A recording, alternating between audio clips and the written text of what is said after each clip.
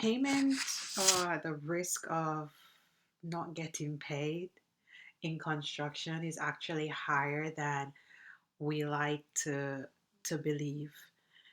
It is so important for you to understand how to go about mitigating that risk of non-payment.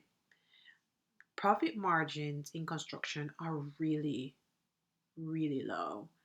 I was reading a financial document of one of the main contractors just last week, and in their reporting, in their filing, they said that their profit margins were dropping below 2%.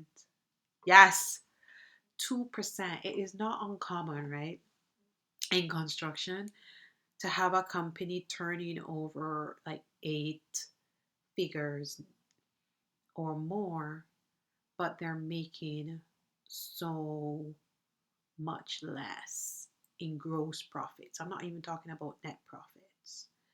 So I've seen behind the curtain, and I've seen where companies make, let's say, 150 million in turnover, right? And the gross profit is a million or less than a million. That is not uncommon. It's mind-boggling, right? When you think about it, you're like, that cannot be true. In construction, it can be true. You have companies that are turning over 250 million, 350 million, and they are going into administration. They are, because the profit margins are so low. And so in construction, you need to understand how to manage your payment risk. And when I talk about payment risk, I'm talking about the risk of not getting paid, non payment. And there are two things that I want to touch on that you can pay attention to. Two things that you can implement right away to start setting things right in your business, to start mitigating that risk and ensuring that at some point, you know, because the risk is going to turn up at your door at some point, that when the risk turns up, you are prepared to some degree. So here they are. Number one, learn how to identify payment risks. And number two is implement management and mitigation measures. Now, I cannot tell you how many clients I've worked with who do not even know how to identify their payment risks. And so you may think, "Ah, that's a no brainer." It is not, especially in a business that you are moving so fast. Because even though construction is a slow industry, there's an industry that is slow to innovate and do things differently. But when the project starts, it's moving so fast. And if you're working on 30 to 40, 50 projects a year, there are a lot of moving parts.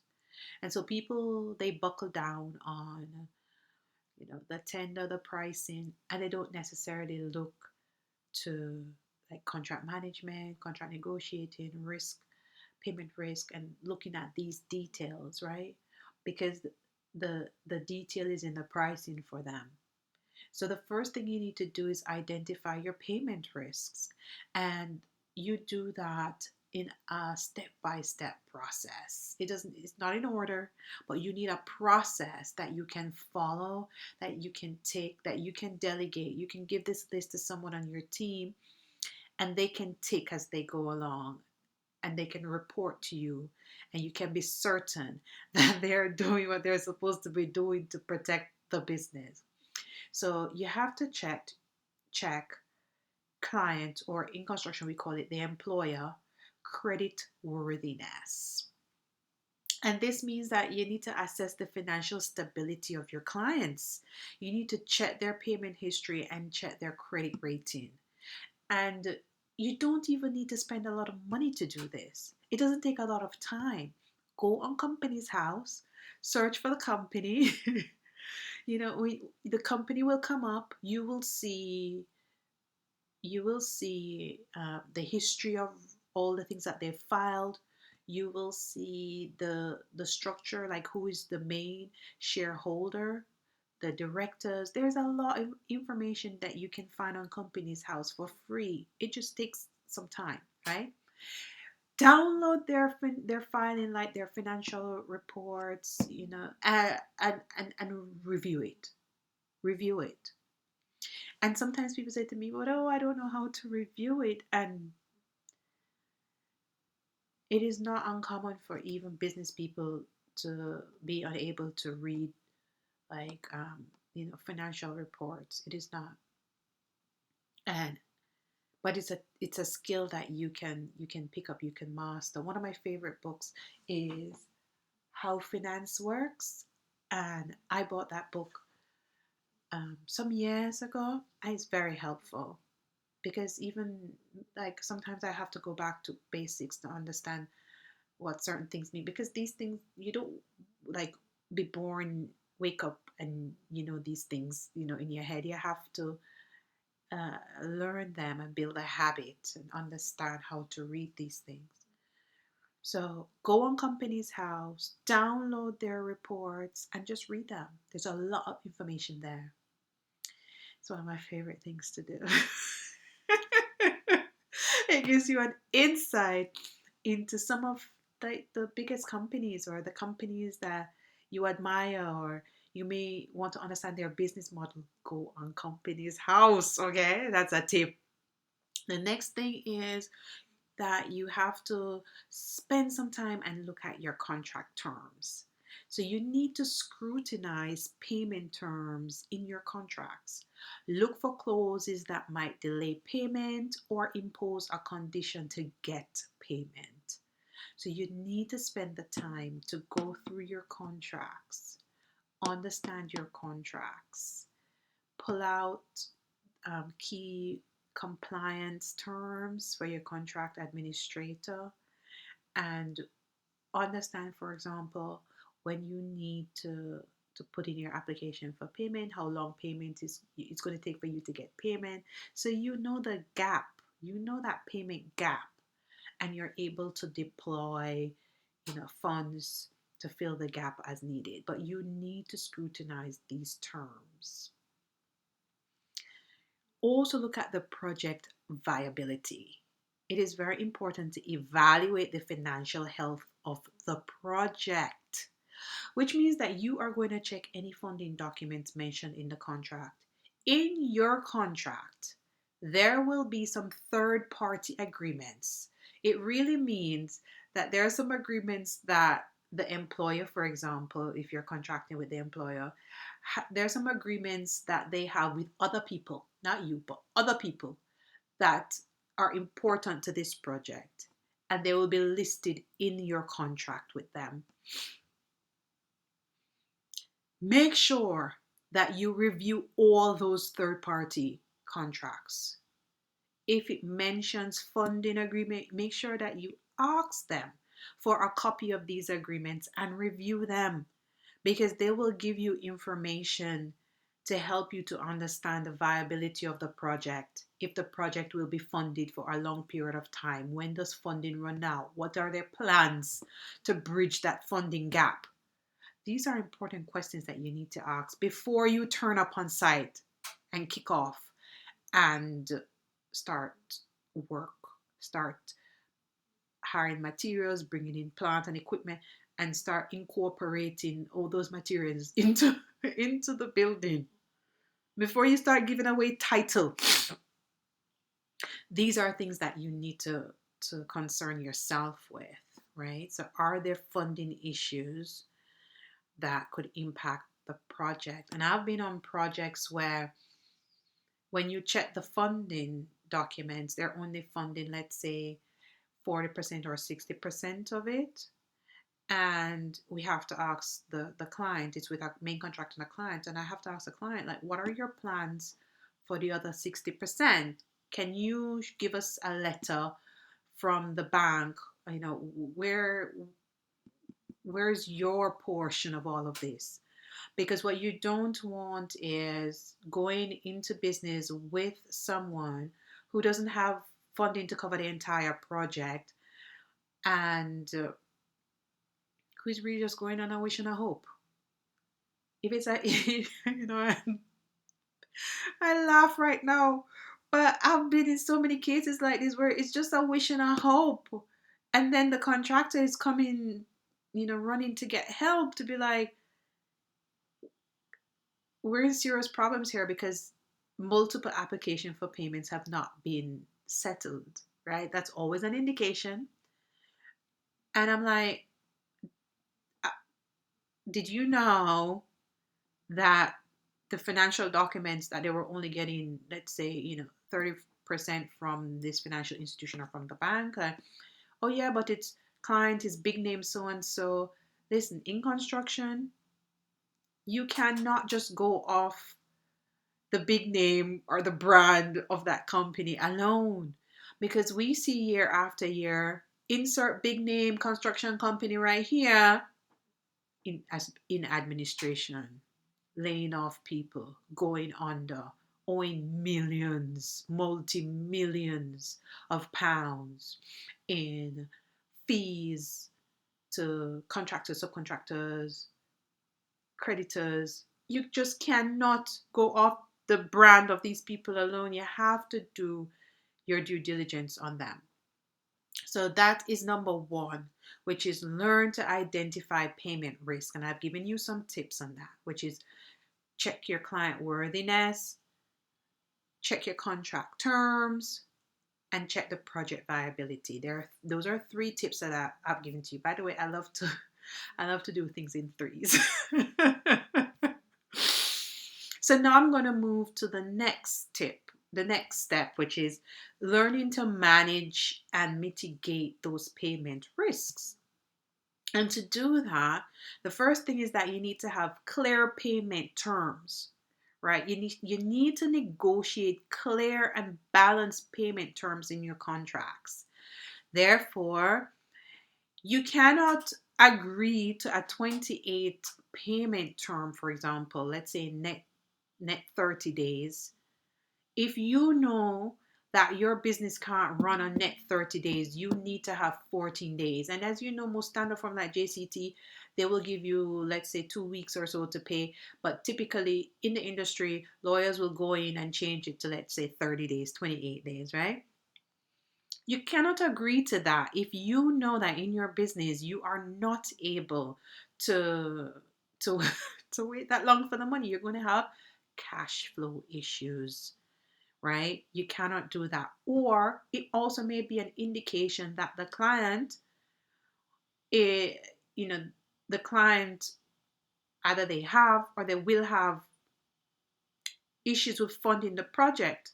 Because if the money is on hand, if the money is in an account somewhere, there should be no problem for them to access that money to pay you. Why do they need 30 days if the money is on hand? And if you are on a project and it's a big project, for example, the money should be on hand. Nobody should be robbing Peter to pay Paul. Nobody should be going in with a wish and a hope. Okay? We're not about a wish and a hope. We're not about that. The next thing is escrow accounts, right? Escrow accounts are huge, and a huge issue in the industry right now, right? But I would say consider negotiating with your counterparty, especially if you're on a large project, to have escrow account, especially for um, retainage, right? Or for the money. So typically in construction, right? Every application for payment, they will take out a percentage and put that aside. The intention is to motivate the contractor to finish the project, right? But what happens sometimes, and I've seen this where the contract says, we are under no obligation to put this money apart from our main account. So the money goes into their main account, right? Meaning they can use it nine times out of 10, they end up using that money. Yes. Which is why at the end of it, you can't get your money back, right? Because it is your money because you've done the work for it. If every month you've done the work for that money, right? So it's your money, but you can't get the money because in your agreement it did not specify, for example, that they should put that money in an escrow account just to ensure that at the end of the project the money is there. 9 times out of 10, when that happens, no money is there, which is why they give you the runaround, right? When the project ends and you're like, okay, now I'm ready for my money. No money's there to give you. So escrow accounts are great to manage and mitigate payment risk. And on large projects, I always recommend this to my clients, especially main contractors, is we are writing in a clause that you need to keep an escrow account for this project. Um, Especially if they're getting money from like a funder, like a financial institution, a bank, a grant or something. Perfect. That money should not go to your company account. That there should be a specific project account or escrow account where that money goes and sits, because that money should only be for the project. So that's another thing. Milestone payments, right? Structure payments around project milestones to maintain a steady cash flow. It is not unheard of for people wanting to pay contractors or even subcontractors after all the work is done. I've seen this. I worked on a contract not too long ago, like last year, where in the contract it and the project was about 3 years, 3 years, and they wanted to pay the contractor after large portions of work was done. So let's say after 6 months, then they could claim, because the scope of work was so thick. It was a lot that they had to do. I'm like, why would you agree to that?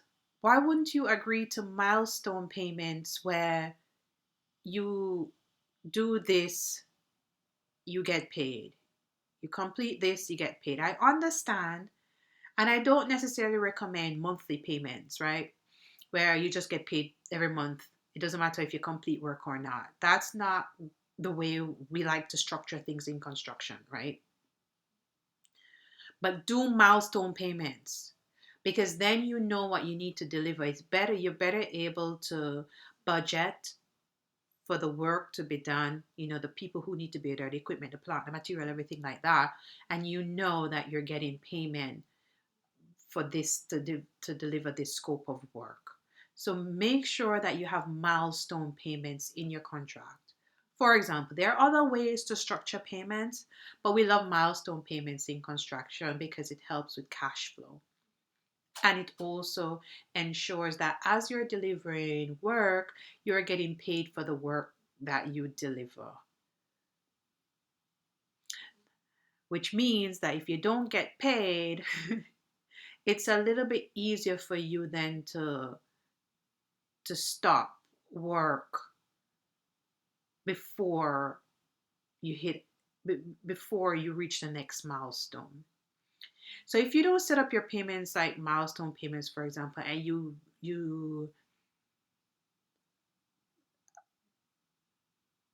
pin it to the scope of work, then it becomes harder for you to stop work on the project. And we've seen this so many times where the contractor or the subcontractor is not getting paid for months, for like so many months, but they can't stop work. There's no good break point for them to stop work. Keep in mind that some contracts will tell you that you can't stop work, even if you're not being paid. You can't stop work. There are some contracts like that. I shake my head.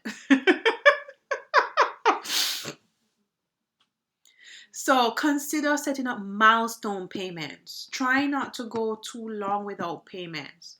Also, it gives yourself an opportunity to break before you start another milestone, another scope of work, if you're not getting paid, right? On a consistent basis. Another Another tip here is late payment penalties, is to include clauses for late payment penalties as a deterrent against delays. And you can put a percentage for the penalty. So some people use Bank of England, or they'll put above Bank of England rate to say, if you don't pay us every day, we're going to add this percentage to the outstanding amount. And it does work. It does work. People, especially business people, they don't really, they like to avoid penalties because it means they're spending out more money. So include late payment penalties. Also, ensure you're doing regular invoicing. Implement a disciplined invoicing system to ensure timely billing. I've seen so many um, construction companies where they're not billing consistently. They are not billing consistently. But even in my own practice, I had to build a habit to bill consistently. So, and imagine for a huge company, if you're not billing consistently, the impact that can have on your business. So ensure that you are complying with the contract terms. If they say, for example, you must send your application for payment or your invoice to this email address, make sure you send it to that email address. If they say they want it in this format, make sure you send it in that format. Whatever it is that is required under your contract, make sure you're complying with it. Okay, and doing regular invoicing. So implementing these strategies and tactics, they will help you, right? They will help you to secure financial health of your entire projects, your portfolio, your programs, and ultimately your company. And I know they will help you because I've I've used these same strategies and tactics with clients, paying clients, and they work, right? I'm not giving you things that I don't use with clients. So there are some big picture benefits that you are going to experience if you implement these things. You're going to have improved cash flow. Effective payment risk management leads to more predictable and consistent cash flow. And we know cash flow is a huge issue in business. You need cash to flow, right? It's like a river running. The moment you stop cash flow, that's when you know your business is going to start going through those stages of financial distress. Reduce financial stress. Okay, it is going to help you to reduce financial stress by minimizing payment delays. You're going to reduce the financial pressure that you're feeling right now and the uncertainty. And one of the things that you can do, a gift to yourself, is to reduce pressure. In business, you need to reduce pressure, and payment problems is a huge pressure. It's a huge pressure. I know, wondering how you're going to meet payroll, how you're going to, you know, fund the materials, because maybe you don't have, like a system where you can go and take credit, the materials on credit. You have to pay up front. These are issues that construction CEOs face on a daily basis. And it's not just small construction companies. Some of the companies that I work with turn over like 350 million, 500 million, and their CEOs and their commercial directors, they have these concerns as well. I tell you that just last week I was reviewing the financial reports of a huge main contractor. They turn over about maybe 400 million, and they were saying that their profit margins have been reduced to 2%, and in some cases less than 2%. So just think about that. If you are a small construction company, just know you're not in it alone. The big guys are feeling the squeeze as well. So what I give to yourself is to reduce that pressure that comes from financial stress. caused by payment risks, right? Another big picture benefit is enhanced business reputation, because you're going to be viewed as a business that manages its finances, earns credibility and trust in the market. Construction is a small community. We know that, right? And if you can play the game in such a way that you pay your subcontractors, you pay your consultants, people aren't out here on social media naming you and shaming you, it's going to help to build your credibility in the market. People will want to work with you. And that is a missing element in many construction companies right now, is they're not managing their cash flow. Unfortunately for them, it means that they can't pay people on time. When you can't pay people on time, people talk, and it's not a nice thing. So these are just some insights that I have for you today. And if you really watch the video, take down some of the tips, I will drop a link to a document that you can go and you can grab this with the tips, all right? Like a checklist that you can use, make it your own, improve on it. Things are never set in stone or static. And remember that in construction, financial management is as important, if not more important, than project management, because the focus often is on project management, and not financial management, which is why so many companies are going into administration. And I absolutely do not want that for you. Thank you so much for watching my video. I really appreciate you watching me ramble on. If you get any benefit from this video, please leave a comment, like, and subscribe. Drop me a comment that if there's a topic you want me to cover, or even if you have an alternative view, that's okay too. The dialogue is always good. We learn from each other. See you in my next video. Bye.